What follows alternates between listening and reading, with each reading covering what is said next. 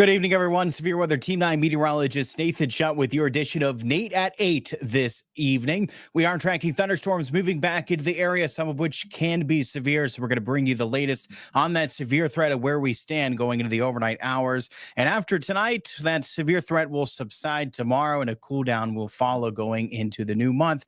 By Tuesday, temperatures are starting off on the cool side for the beginning of April, likely even closer to 50 degrees. And that is our one day with below normal temperatures. A lot of the stretch looks unseasonably warm. And even today, we still managed to hit that 70-degree mark. So thanks so much for tuning in. Again, without further ado, let's jump into this edition of Nate at 8. Starting off just quickly before we jump into radar and those thunderstorms, I want to touch on these temperatures that we had for today. And our temperatures topped off right at 70 degrees at the Wheeling and Howe County Airport, now falling through the 60s. And we'll see our temperatures even for high, likely more mid-lower 60s tomorrow. So the cooling trend even begins tomorrow, but a more noticeable drop and temperatures likely by the time we do get into Tuesday. So that high temperature is 70 plus today. This marked the 12th on what we have so far for this month. 12 70 plus days in March. Most days on record for the Wheeling area is 13 through the month of March. That was set in 1946 and 45. So certainly noteworthy that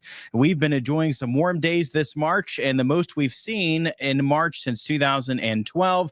And again, the second most on record for the Wheeling area. Currently will likely end up closer to 6, if not top 5 warmest March on record, as we're still seeing some unseasonably warm temperatures here to wrap up the month. So the average is climbing. So we're getting close to top 5 warmth in terms of our temperatures that we had for this month, and a real lack of any real cold days as well, or a lot of the cold days. We've had 10 days where temperatures at or below freezing. That is a far cry from what we typically have, and that's actually the third lowest that we've had through the month of March. So just something noteworthy. Certainly this month has been unseasonably warm. And yes, the cool down that will follow after today going into next week or this coming week, this will be with a cold front passage. And with this frontal passage actually is out ahead of it is when we're going to be noticing these showers and thunderstorms move back into the area. What we have here near term, especially going over the next 2, maybe even 3 hours, is fairly quiet. We still have some showers in place, but there's nothing threatening here near term of any thunderstorms or severe weather. That threat still resides further towards our west, and you can see it's with a line of strong to severe thunderstorms extending looking into portions of northwest Ohio, back into southwest Ohio, and the line where the most troublesome right now, the worrisome, is into southwest Ohio. So here near term, it's likely more along and south of I-70 over the next few hours where that core of that severe risk will reside. Lower severe risk than north of I-70 extending into northern Ohio, but especially along and south of I-70, Cincinnati, and then looking south and along Columbus and I-70 corridor. And over the next few hours, that's where the concentration is going to be here locally on that core of severe risk. So again, this is still something that has several hours yet to arrive, and I think even getting closer towards that midnight mark is really a good timing of that when we'll see that core of a lot of this move into the area. So we still have some time yet before we're seeing these showers and thunderstorms move into the region, and we're going to keep a close eye on this. Still no watch issued for our area. We're going to likely wait here a little bit longer to see how these storms are holding up through western Ohio as they make their way into central Ohio, and they're still packing a punch with more warnings to be issued. Then I'm sure that a watch would then be extended east into our area. But as it stands now, no watch. Again, meteorologists just looking at how these storms are going to be holding up as they do move across western into central Ohio over the next couple to few hours. So there's still some time yet before we're likely going to see a watch issued. But if you're wondering if we would see one, that's likely when we would. And the reasoning why we haven't had one yet, that's likely the reason as well. I'm going to see how these storms are holding up. There's still some uncertainty in it as well. These storms are feeding off a lot of this wind shear that's helping sustain them as they move across the Buckeye State. But obviously the weather that we had for today was not good conditions to see severe weather, right? A lot of cloud cover, rain. Typically if we're wanting severe weather, we want that sun to break out and help destabilize the atmosphere, right? So certainly not a good environment setting up here locally to see these storms. And, that does create then a temperature inversion that is near the surface that can help, weaken these storms, also can help elevate them. And that also will cut off the risk for tornadoes or the risk for high winds reaching the surface. In addition to that, of course, just the loss of daytime heating. We all know these storms naturally weaken with the loss of daytime heating. Typically we're not dealing with a whole lot of strong severe thunderstorms into the overnight hours. So there's multiple variables going into weakening. But again, with this wind shear present, that can help sustain the strength. So it's really a battle between the two. And we're waiting to see which one is going to win out as these move through the Buckeye State. So again, as we see this over the next couple of hours develop, we can kind of get an idea which is winning out as it moves across Ohio, gives us a better idea of the overall severe risk here locally at home. So again, no watch right now. Severe risk still possible, and we're going to keep a close eye on the next couple of hours and watch the progression of these storms to give the ultimate call of whether a watch is warranted, and if the severe risk is going to be on the more high side or low side, if you will, as we go here into the overnight hours. Suzanne's joining us for this evening, saying hello to you. Lori says be safe all. I agree, absolutely, be safe. And Drew's joining us this evening, saying how are you doing? I'm doing well.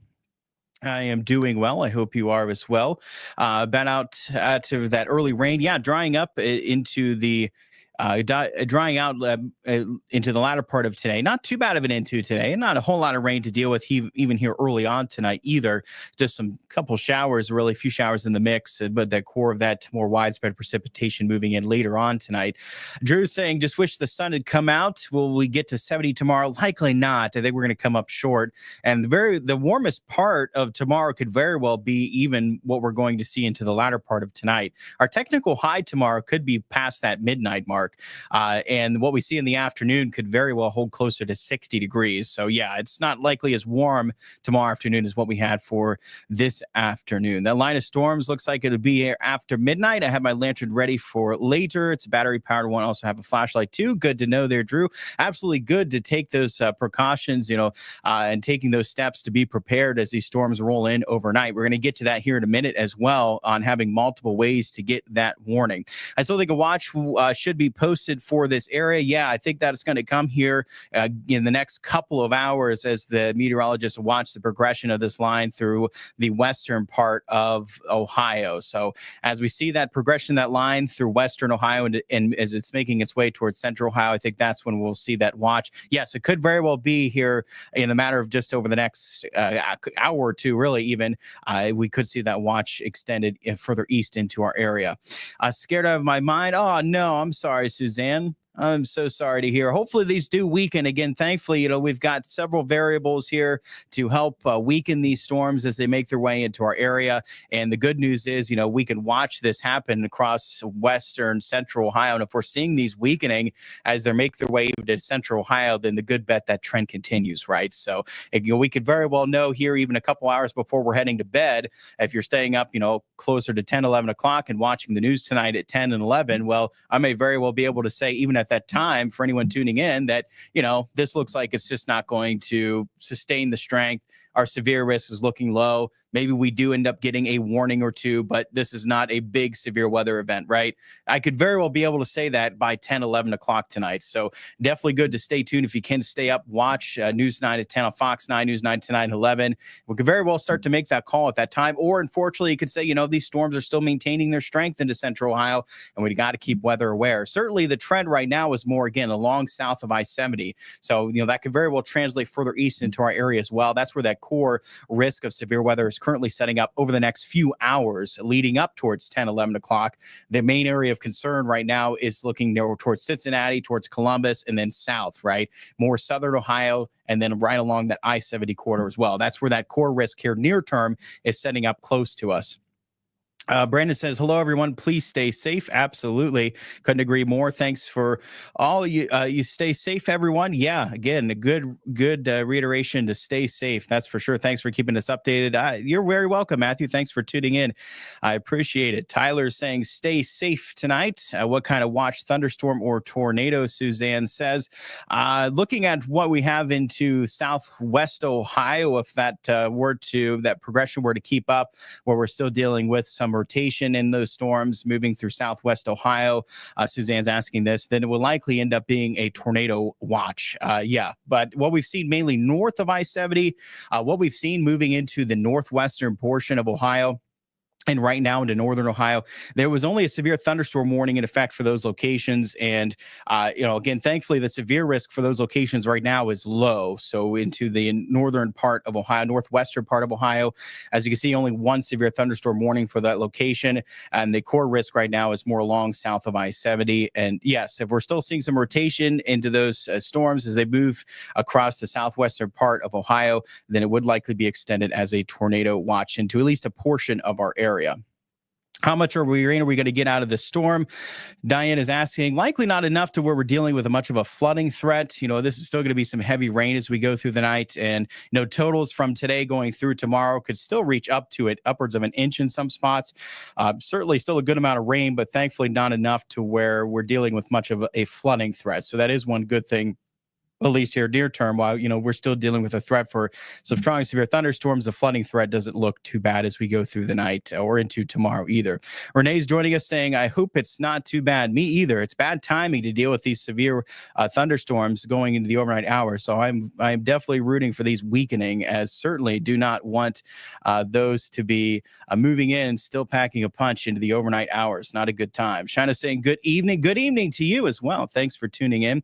Will you be live again tonight? Yes. If we're dealing with severe weather, yes, I will be. I will be obviously getting off here after this weather update. But yes, once these arrive, if we're still dealing with severe weather threat, I'll be right back here doing a live stream. And of course, if we were to have a tornado warning issue, I will be getting off live stream and I'll be going live on air. But yes, if with severe thunderstorm warnings, I will be tracking those here for the overnight hours. And yes, we will go live again if need be, if these are still maintaining their strength moving into the area. Stay safe out there, Ruby says. So definitely be up.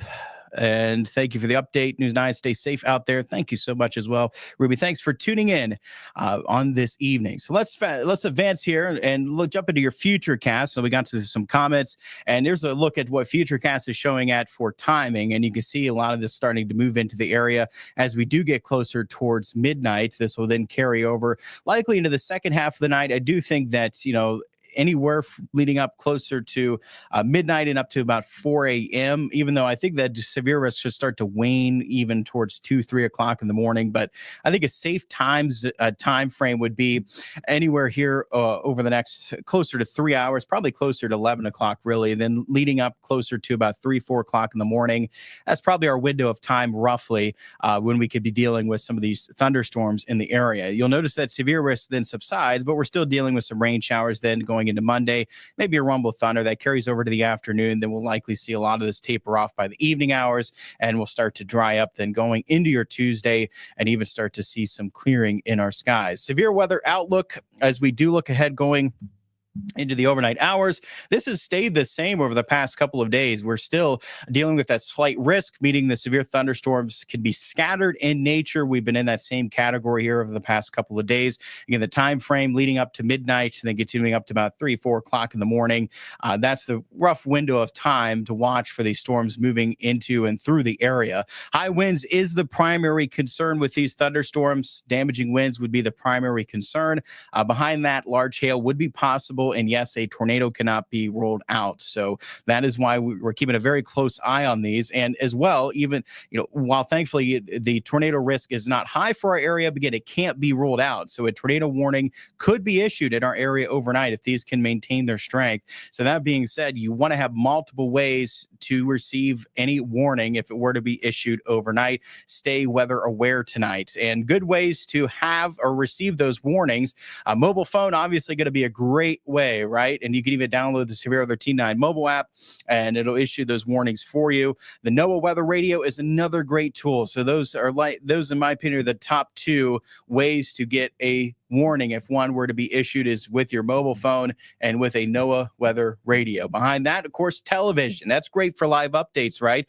You can tune in. We'll be doing weather coverage live. If a tornado warning were to be issued, we'd be live on air giving updates right up to the very second, right? So it's a great way to keep up with those live updates, tuning in to WTOV 9 on your television. to give those right up to the second, literally updates going throughout any warning if it were happen to be issued. And of course, internet as well. Internet in general is another good way to receive warnings. Now, the one I want to talk about as well. Now, know a lot of us rely as well on tornado sirens or outdoor sirens, right? The reason why it's not recommended to rely on that as a way to receive warning is that if the rain is heavy enough with hail and high winds, could very well, that in and of itself, wake you up, right? That's possible. A loud rumble of thunder, but that can also muffle out the sound of a siren. Now, I understand if you live very close to it, you're still likely going to hear it, but it's just not recommended as a way to receive a warning if one were to be issued, because again, that sound can get muffled through some heavy rain, high winds, or hail in the event that storm is producing hail, and it's a muffle out the sound. You may not be able to hear it very well while inside. So it's not recommended to rely on that. It's a better tool to be used, of course, outdoors.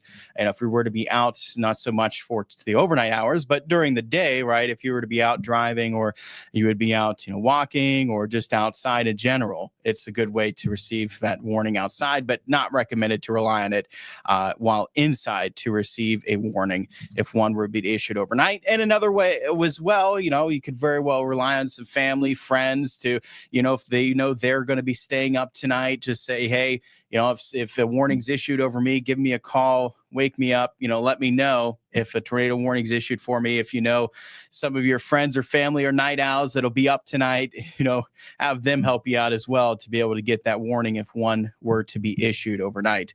Drew says, the first two are the safest because you don't have to use electric. Very good point as well, Drew. Absolutely.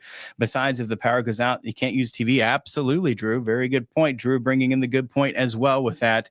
And Brent's asking, what about Monroe County? Yeah, definitely included in that as well. The severe risk is present across our area. We'll begin to fine tune that risk here over the next couple of hours. We're waiting to see how these storms are holding up over western Ohio as they make their way into central Ohio. That's also when you would see any watch likely issued as well. So, if we're going to see a watch that is coming here shortly, I do think within the next couple of hours or so, you would see a watch issued if we're going to get one for the overnight hours. And again, just waiting to see the progression of these storms, how they're progressing through western and central Ohio.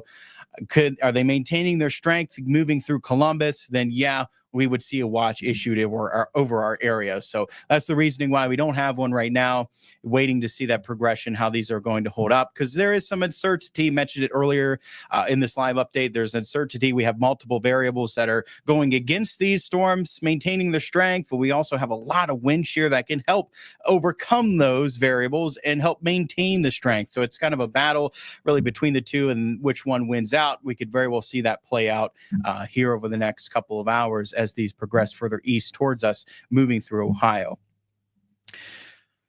Brandon's saying he's hearing that by the time it's reaching us, mostly running out of energy, and we'll probably get some wind and rain. Shouldn't see anything too bad, Brandon says. At least that's what I hope. I hope too, Brandon. I hope too. I hope that is what's going to win out, is that, we've got enough variables that it's going to help weaken these storms by the time they reach us. That's certainly the hope. That's what we're going to be hoping for. And again, if we're seeing those storms weakening as they make their way into central Ohio, then we're going to be able to make that call even likely by the 11 o'clock coming up, 11 o'clock news. So we'll be able to make that call and won't have to worry about it as much. Even then, something more isolated is possible with a severe thunderstorm warning. But yeah, if at that point we'd be able to tell that that severe risk looks low for our area, and we don't have to deal with any widespread concerns coming our way later on into the overnight hours. So certainly it's a good reason to stay tuned here leading up towards the 10, 11 o'clock news. Great time to tune in as well. And I'll keep you updated on what we have coming our way. And of course, at that point, let you know if we're dealing with any watch that happened to be issued and where that watch would be issued. Certainly keep you updated and let you know as well at that point what areas of our region could be facing a higher risk than others. We're already seeing that play out into western Ohio, where locations more along south of I-70 have that higher risk. Could that translate further east in our area? Yeah, it's possible. And that's something we'll be watching for as these move east across the Buckeye State. And again, especially getting up to 10, 11 o'clock, we would have a lot more answers on what we're going to be facing here locally, on how high of a risk, where that risk is, and if we're dealing with a watch or not. Or, are we dealing with no watch and a low risk, and, we get to go to bed and not have to worry too much about it going into the overnight hours. So certainly those are answers to come, and I urge you to stay tuned up until that point. I really appreciate you all joining in for this edition of Nate at 8. I really do. I hope everyone had a wonderful weekend. I know it's unfortunate timing. Never like to see a severe weather risk continuing in these overnight hours. It's terrible. And I will say that, I still expect the core risk of this system to be west of us. We're certainly not getting the brunt force of it, but it's still just the uncertainty that, these could still maintain at least some of their strength to still pose a risk to some of our area. And that's why we're still taking this seriously. And we're going to be watching these very closely here leading up towards 10 to 11 o'clock with the news to give you the latest on what to expect going into the second half of the night, and also what to expect maybe before you head to bed as well, where we currently stand with everything with these storms moving back in. I appreciate you tuning in as always. Again, I urge you to tune in. Coming up, News 9 at 10 on Fox 9, News 9 tonight at 11. And yes, if need be, I'll be right back here doing a live stream.